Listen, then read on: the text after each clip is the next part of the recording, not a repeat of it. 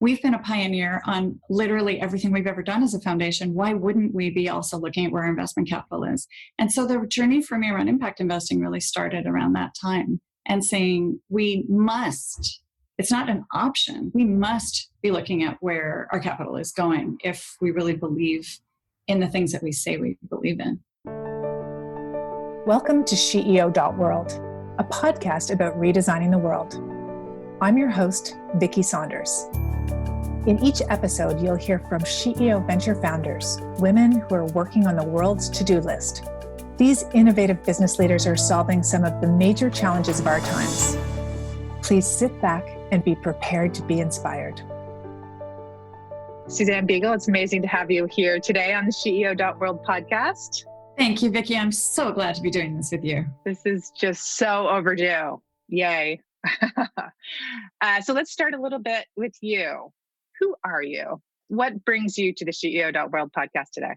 I am a passionate, committed catalyst for connecting people and capital and ideas and projects that improve the lives of women and girls, that recognize the power of gender equity and parity, and make the world a better place for everybody. Of course, that's only one part of who I am, but it is the driving force behind me for the last 20 years. And you have an amazing history. Maybe we'll just go back over a few things, but impact investing has been like on your radar before it was actually called that. I was actually thinking about this last night. What do we usually say? It's like the grandmother of, but I'm like the ancestor of impact investing. Really just having been at the beginning of things as a real pioneer. I wonder if you could just sort of take yourself back a little bit to creating something in a world that doesn't have words yet. It's a really different kind of thing. Can you talk a little bit about what comes up for you when I ask that? Yeah, Vicki, I've been doing that my whole life. Yeah. I grew up in New York. One of my first opportunities to do that was that I was asked to create an alternative school when I was in high school, secondary school, in a time where education was pretty traditional. And we created the most outrageous, most creative, most disruptive alternative school within a school when I was 15. I think I never looked back from believing that you can create things that people have no words for, no frame of reference for, and a lot of barriers around. And yet you're creating by bringing the threads of things that have come before you. Of course, not all of the ideas that we had at that time were new. And so I then got involved in the sort of dawn of the new media age and high tech in the 80s, worked for IBM and a couple of IBM funded tech companies. Then at the beginning of e-learning, before that was a thing, when the internet came through, we were again pre-internet. So helping people understand what that was, helping people then understand what the power of what online learning could really be for the world. Now we're into the early 90s, mid 90s. And then when I sold my business, so my partner and I had this business that we grew from 7 women to 200 people, and with an amazingly gender balanced, everything balanced team, Black, brown, old, young, gay, straight, every inch of the power of diversity was brought forward in our business. When we sold the business to a multinational, I then wound up with capital that I didn't expect to have. It just made sense to me that I would be investing in women, but it also made sense to me that I would be investing in things that really matched my values overall. I was obsessive about climate, and I didn't call it climate back then, in the environment. I was obsessed about social justice and economic justice. And I'm a total foodie. I was obsessed with sustainable food. I not only started investing in those things, but I also joined a company that was doing marketing for brands around what was to be then the multi-billion-dollar industry around organic, sustainable consumer products. But at the time, again, this was now 2001, 2002, nobody knew what that was. So this has just been a thing for me to always see things that were right there in front of everybody, but say, how do we make this normal? And for impact investing, we were standing on the shoulders of giants who in the 70s and 80s had really been the pioneers when we sort of really got together, I think, and coined this term. But for me, it really started around 2001. And I was on the board of a foundation. I was vice chair of the board of this foundation. And I said, hey, how can we be the most progressive social and economic justice and racial justice funder in Los Angeles County, which is where we were, but also the whole country. And yet, look at where our investment dollars are. People looked at me and said, well, that's not our job. We're too small. What is this thing even really? Who's even doing it? What are our peers doing? And I said, well, we've been a pioneer on literally everything we've ever done as a foundation. Why wouldn't we be also looking at where our investment capital is? And so the journey for me around impact investing really started around that time, and saying we must, it's not an option, we must be looking at where our capital is going if we really believe in the things that we say we believe in. Well, and just to unpack that a little bit for those who don't know, there has been a long history of foundations having very progressive programs that they're funding out to create social change. And then their capital is doing exactly the opposite in the market. That was a thing for a long time. I think it still is for lots of different organizations. It absolutely is. And I benefited from the fact that there were some high profile media pieces that came out that really exposed that, in addition to those of us that were talking about it. And I think a lot of people were saying, even if this is a thing, there's nothing to invest in. Or we can't possibly do this because it's not our fiduciary duty. Our goal, our role is to maximize profit for our shareholders or for our stakeholders. They didn't really think about stakeholders. And it was true, there weren't that many products out there, but there were enough. Now, when I think about people coming into the field 20 years later, in a way, they're so much luckier because there's so much more you can invest in that does match your values. And yet we're still on a journey. I mean, it's in the grand scheme of capitalism, we are so early on this journey.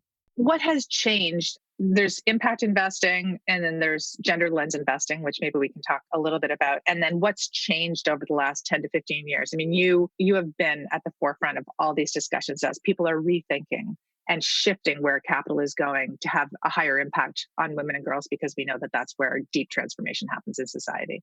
Talk a little bit about, so Investors Circle, you were working with them around impact investing, and how that kind of morphed to gender lens investing, or where did that start to happen in the marketplace for you? So I made my first couple of angel investments in women-led businesses in 2000, 2001. And honestly, even though I've been a successful woman entrepreneur, I really didn't know anything about how to invest in women entrepreneurs or any entrepreneurs. And so I found out about this group, Investors Circle, which was a close sister organization, brother organization to Social Venture Network, which now, of course, they're combined, Social Venture Circle. And I found my tribe. That was one of my first real tribes that I found. And these were people who had founded Patagonia and Ben & Jerry's and The Body Shop and just a kind of incredible companies, and had capital to invest in the next generation of businesses. But it was pretty significantly men, even though Investor Circle itself was started by a woman, Suzanne. It was a very male-oriented group. My personality is that when I see something that isn't there, that part of my personality comes out really strongly. And so if I'm in a crowd of tech investors, I'll come out and be talking about impact. If I'm in a crowd of impact people, I'll be talking about commercial. How do we get more commercial? And if I'm in a crowd of men, I will definitely talk about where are the women. And so I started recruiting other women to be angels in this network. And then I started making sure we were shining more of a focus on backing women entrepreneurs and women impact businesses. So in those days, that crowd got it, actually. They just said, well, bring in more women, that would be great. And bring in more women entrepreneurs, that would be great. And so we had a pretty good track record around finding and backing women entrepreneurs, even though that wasn't the focus of the group. But then, okay, you've asked me to talk about where has it all gone from here. We have to say that it's still very small compared to the amount of $75 trillion of capital in the global economy. The fact that we now have, remember there was only one public markets fund that launched in 1993, and then the second one didn't launch until around 2003, 2005, something like that. It was a very slow progression. Now, we have over 50, 60 products on the public markets where you can invest with a gender lens. Now we have over 150 products on the venture capital, private equity, private debt side where you can invest with a gender lens. You have initiatives like SheEO and game-changing new fund structures, new types of vehicles to invest in women with so many different types, more types of capital. What's really changed is we've diversified the base of who sees themselves as being able to be an investor. We've created vehicles to democratize access to being able to invest in these kind of things, like the Wisdom Fund from C-Note and Calvert Community Investment Notes, which have been out there for a long time. I just got an email from Nell Merlino, who started Count Me In for Women's Economic Independence, which was one of my first investments in the early 2000s to back women entrepreneurs. I put $5,000 into this note for 3% interest to back women entrepreneurs who I had never met, and thought, well, this is a great idea. I want to do more of this. But now there are vehicles that are raising hundreds of millions of dollars to do that. So on the positive side, there's more product, there's more people, there's more diversity of who can participate. You don't have to be a billionaire. We have a lot more data that says why this is smart, and a lot more stories about who's doing this and what it looks like when it's good. That's a positive. And on the negative, we still are too well kept a secret. We still have a huge amount of work to do around shifting power in this traditional finance systems that really need to be shifted. People will still say there's not enough data. People will still say there's not enough product in the places where they live, in the kinds of things that they want to invest in the kind of structures that they can invest in. Most of the banks and financial advisors and wealth advisors that are responsible for helping people deploy their capital are still, again, this is gross generalization, still really gatekeepers that are not making it easy for people. I do have a lot of empathy for them because they're trying to move big ships. And on the other hand, I'm hugely impatient about why that isn't happening further, faster, and smarter. And we need to be impatient because it's completely crazy, given the state of the world as these things are going on in parallel. As you're talking about the increased number of funds and vehicles that are available over time, but at the same time, like I wonder if you map this on a chart, the aggregation of wealth into a smaller and smaller number of hands. So the inequality that's happening, that is a trend that is putting pressure on this as well, which is harder, right? Because the gatekeepers have to deploy more and more capital, larger and larger amounts. A lot of the organizations we're talking about, the ventures, the size of these funds, don't have the scale in order for those people. Is that part of the dynamic that makes this hard too? Yeah, what's also really complicated is on the one hand, we have the massive intergenerational transfer of wealth into the hands of women that is in process of happening. Women are making their own wealth. Women are marrying into wealth and then winding up with resources to deploy, and women are inheriting wealth. And yet, globally, what's happening is, that massive concentration in fewer and fewer actors with bigger and bigger pools of capital, where it's just inefficient for them to be able to do smaller things, which are, by the way, where the edge of innovation is, where the best problem solving is often happening. They are hamstrung by not being able to get in on some of those things. And the people who are doing these incredible innovations, who often need smaller amounts of capital, are then stuck. When people will come back and say, well, come back to me when you are this size and this scale. And the reality is, if I had waited on that for my business that I built, we would never have gone anywhere. And in fact, we really built our business off of cash flow because there wasn't a lender that was going to lend to us before we had a track record. But yeah, the structural issues that are still in the way are huge, and the social cultural issues in people who do have investment capital not feeling powerful about the capital they do have and not being powerful about that because the gatekeepers perpetuate this view that they don't have power. Yeah, there's just so many levels that you have to hit at once. It's like that believing in your personal efficacy that you can change things because you're there, you have that impact. Not listening to the same old voice telling you, oh, you know what you're doing. You should listen to me. I'm the person who knows. And you should, I've just heard so many of these stories over time.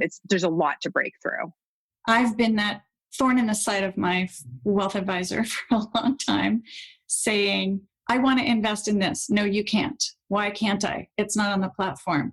It's too small. Come back when they have more assets under management, when they have more of a track record. And I often will say, I'm taking my money out of your big bank and I'm just going to invest. And I will knock on the door every 3 months and I'll say, so how are we doing with getting that fund on the platform? They'll bring me an investment opportunity and I'll say, so you haven't done a gender analysis on it. don't you know, after all these years of supporting me, that I'm going to ask you the same 10 questions? So we have to be really impatient and patient at the same time, and just persistent. I know we just have to be really persistent, and we have to use every inch of our influence, whether we have explicit power or implicit power, whether we have relationships with people who can really make change, or we just band together as a bigger group to have more of a voice. That resonates so much with me, because I think this, relentless pursuit of our goals individually in these sort of, like, I just sort of see us all on, these separate lanes on a track. And somehow we have to kind of lock arms and come together at this point, because it's just the only way things are going to change. If 25 of us walk in with our names on the piece of paper and say, this has to happen, it starts to create more. Fortunately, we have some really good evidence that that's working. Oh, that's great. That's working in shareholder activism. That's working in creating new vehicles. That's working in SheEO. I'm so excited about the power of collective impact. And I mean, that goes all the way back to my beginning in philanthropy, because that's what we were funding, was grassroots organizing. Now, when people say, what do you do? I say, well, I am a grassroots organizer of rich people some of the time.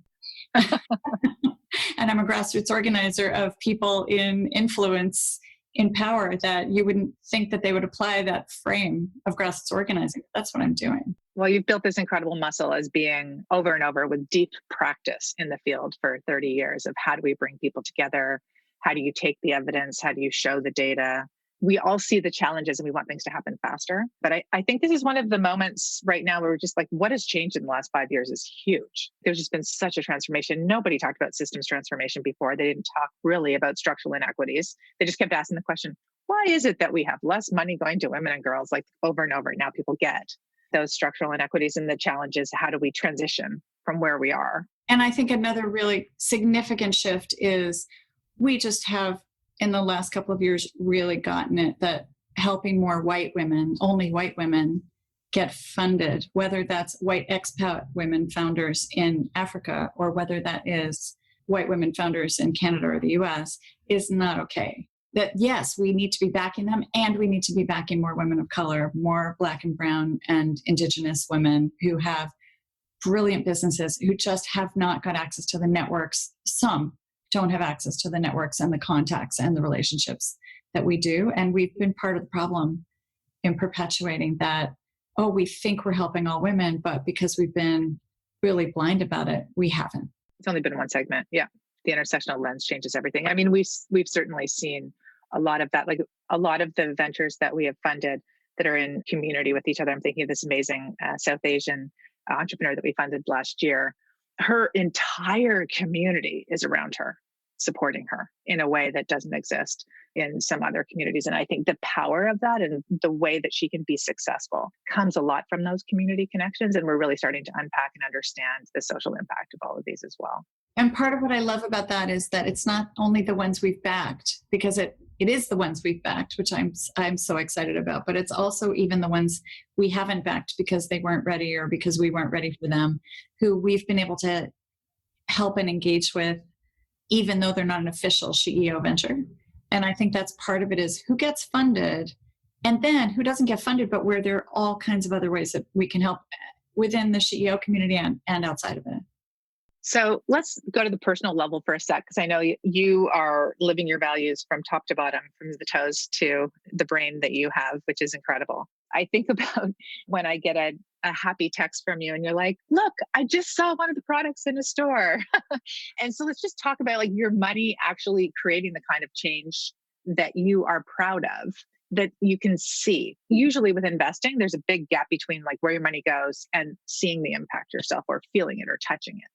I am so in love with the businesses where I can see the impact and feel the impact. I invest in plenty of B2B businesses where it's harder. Of course, I'm in a business realm, so I will make business contacts and connections for people. But there's something great about picking up my Abigo wrap and wrapping my adventure bread that I made yesterday in it, and then seeing it in Whole Foods here and seeing it in As Nature Intended, and going to bring a package of Abigo as a gift when we were still allowed to have dinner parties for a dinner party, and having somebody say, oh, I love that brand. I have it because I saw you tweet about it. and I found it in my local shop.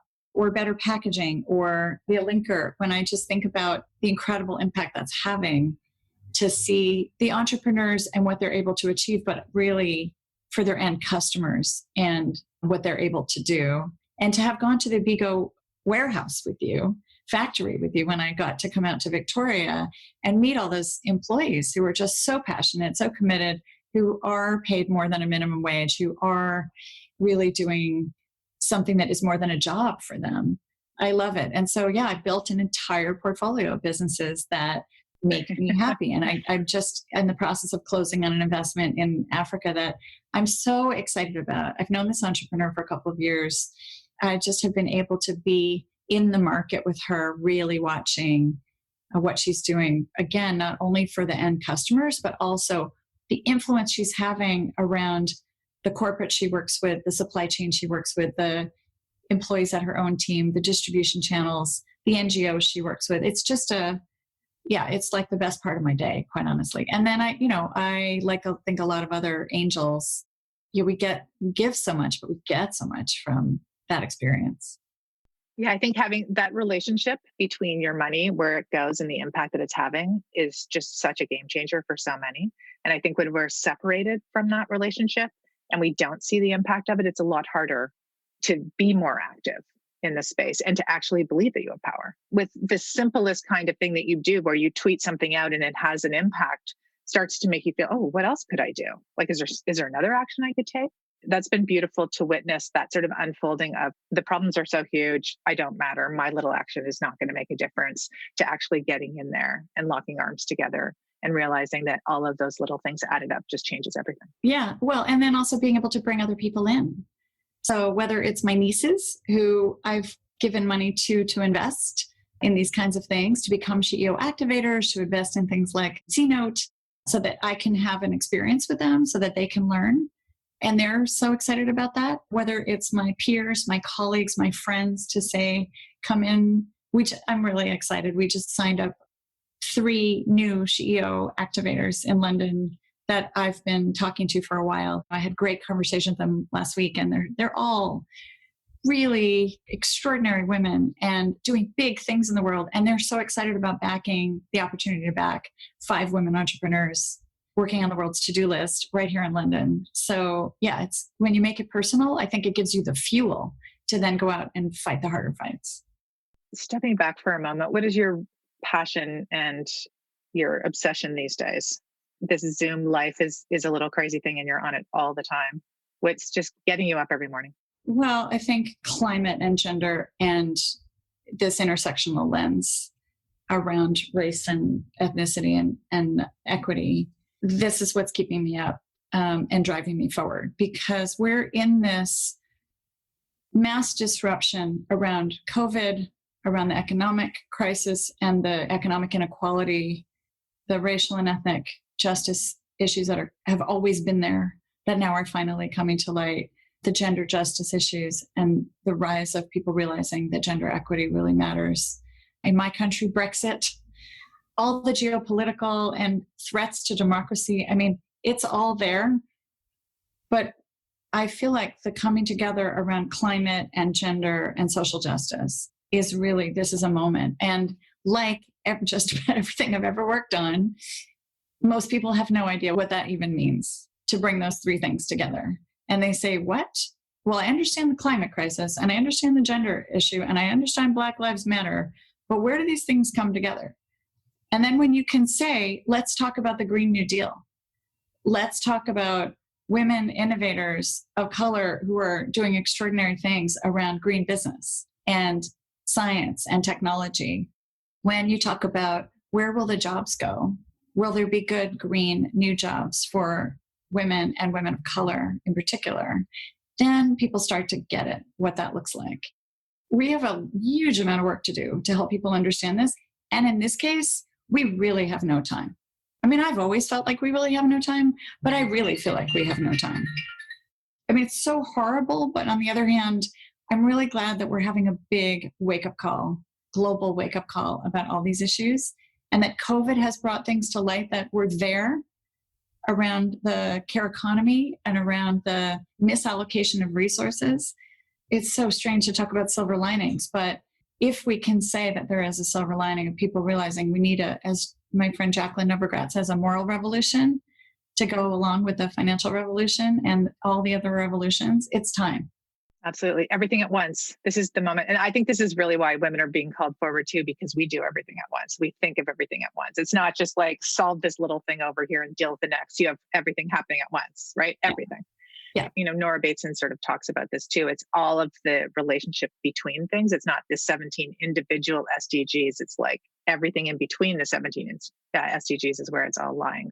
I'm so glad to be on this journey with you, doing this together, because it's really the only way to stay sane, and to invite in the others who are ready to use their leadership to create this transformation. Is going to take all of us. It's going to take all of us. And I think what's great is the pace of acceleration of new people joining it's really happening. And it's happening because of your leadership. It's happening because of mine and all of our friends and every new person who steps in to the work that we're all doing. And to think about one of your quotes that I always think about, everything is a mess, and what a great time to be alive that we get to work on these things. Yeah, and we do have it lots together. to do. Lots to do together. Exactly. Well, thank you so much for joining today. It's been awesome talking to you. Love your story. And I'm so grateful for your leadership over the years, getting us to this point. You've done all the work to help us figure out what's next. So thank you, Suzanne Biegel. Thank you so much, Vicki Saunders. Always in it with you. Thank you for listening to the SheEO.world podcast. If this conversation resonated with you, please share it with a friend and subscribe on your favorite podcast player. If you'd like more information about SheEO, please visit us at SheEO.world. That's SheEO.world.